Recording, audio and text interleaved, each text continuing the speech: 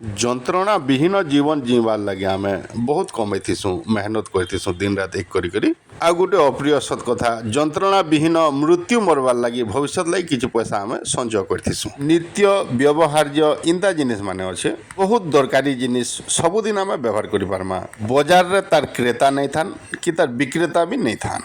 केवल कंज्यूमर माने उपभोक्ता माने घूरी बुलुथुसन से परिस्थिति के समाधान करबार लगी निजर घरे निजे आमे बाछी इम्पोर्टेंट औषधीय वृक्ष माने जगामा किनबार लोग भी निजे बिकबार लोग भी निजे और उपभोक्ता भी निजे आकर शामिल करी पारमा जमीन जायदाद रे इन्वेस्ट करी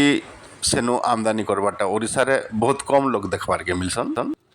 एकर एकर जमी बेकार पड़ी करी थिबा खाली कार्यालय रु भार्यालय के हे दिन सरी जासी सेतिर लगी ऋतुकालीन बेकारी बेसी देखबार के मिलुछन आज लगी कथा के इना विरति देमा रहूचे नमस्कार।